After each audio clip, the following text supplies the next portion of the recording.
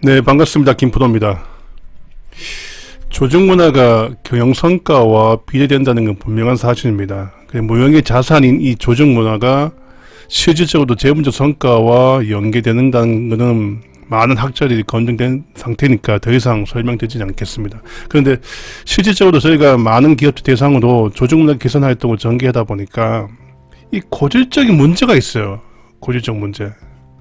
그 고질적 문제가 왜 발생하는지부터 해서 이거 어떻게 하면 될지 해결 방법을 제가 제안드리고자 합니다. 이 방법은 어느 정도 검증된 거니까 참고하셔야 될 것 같고, 자, 그러면 일반적인 무형의 재산인 조직문화 개선 활동에는 기본적으로 큰 스타트가 두 가지예요. 그래서 크게 세 가지죠. 첫 번째가 하는 게 보면 중장기 사업 계획이 달라지면서 이 사업의 포트폴리오가 달라지는 관계로 기존의 문화를 좀 새롭게 바꾸겠다고 하는 방법 하나. 두 번째, 대표이사나 아마 오너가 바뀌면서 그 오너의 추가하고 있는 경영 방식이 달라졌을 경우 조직문화 개선 활동 전개하는 거. 두 번째.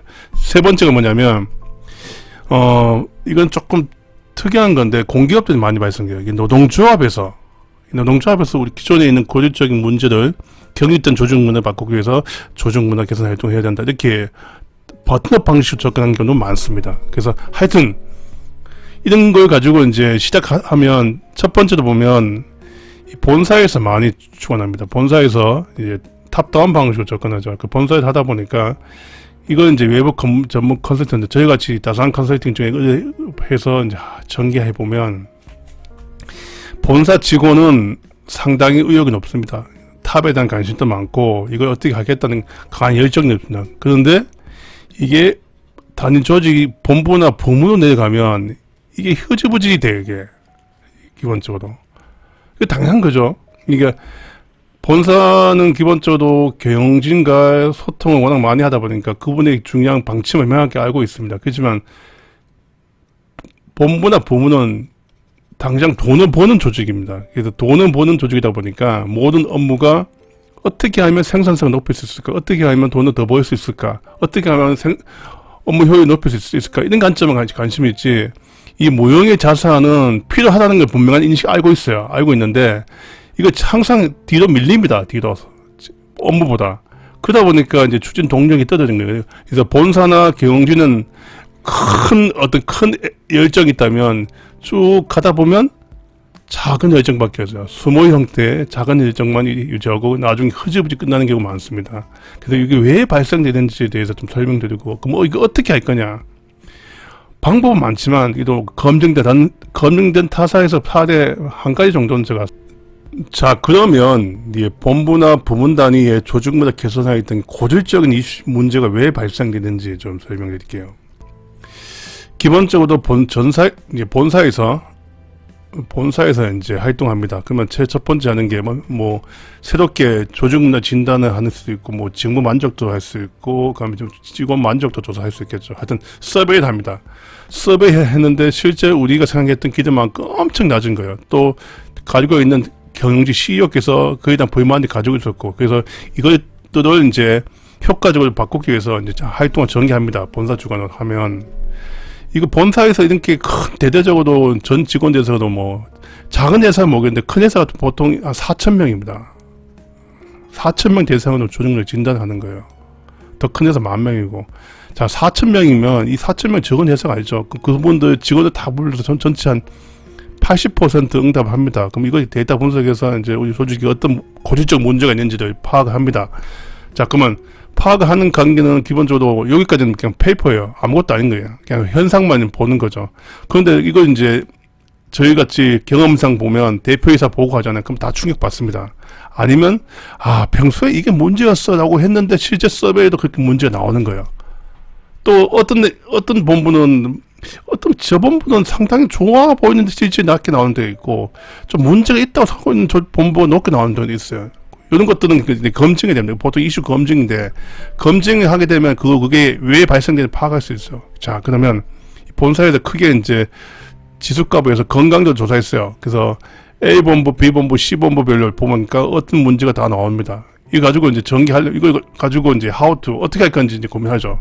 그러면 본사 입장에서는 본사 주간 부서에 굉장히 열정이 높아요. 근데 단일 조직을 가면 업무가 흐지부지 끝나는 게 많아요. 왜 그러냐면 단위 앞장에서 말씀드린 것 같이 본부는 기본적으로 돈을 버는 조직이에요. 기본적으로. 그러니까 모든 업무가 돈이나 경쟁력이나 아니면 매출이나 아니면 생산성 이쪽 관련된 업무에 관심 있지 모형의 자산의 업무는 항상 조금 등외가 되는 거예요. 그러니까 본부장이나 담당 임원은 관심 많죠.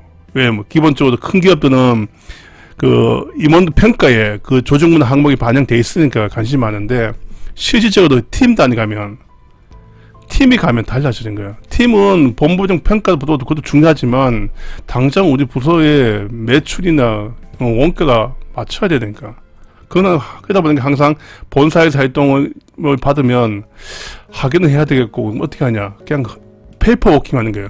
그러니까 실질적으로 활동하는 게 아니고 보고서만 잘 만들어서 제출합니다.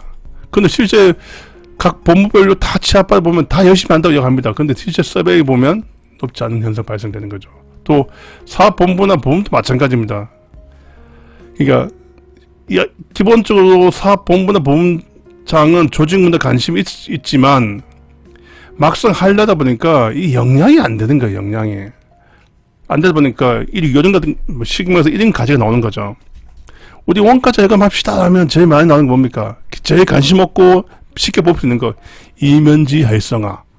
그러니까 아주 이게 임팩트가 낮은 것들만 찾아. 왜? 그분들 입장에는 그게 눈높이 맞거든요, 사실. 왜? 자기 역량이 부족하니까. 보는 만큼 가지밖에 나올 수가 없는 거야.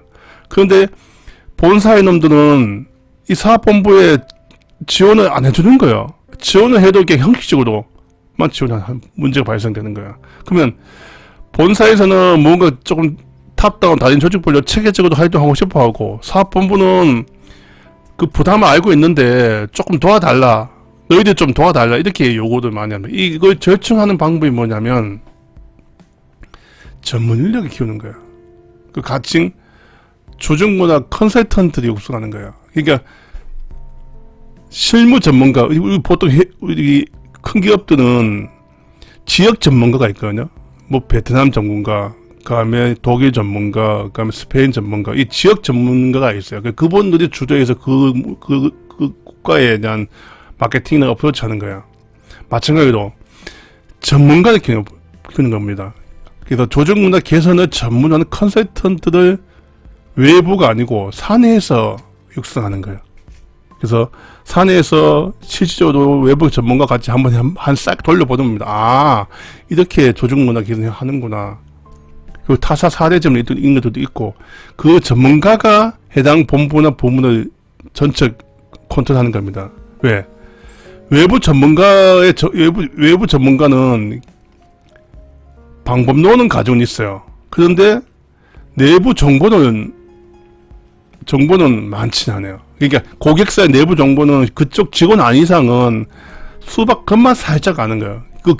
아주 깊게 파고 들어가면 시간이 많이 걸죠. 시간 많이 들어간 대신에 비용이 올라가요. 기간이 올라가니까. 그래서 근데 사내 전문가는 기본적으로 사내 내부적인 정치적 문제 왜 발생되는지 이 정도 정부적 판단할 수 있다는 거예요. 그게 가장 큰 장점이에요. 그런데 그분들은 방법론을 몰라요.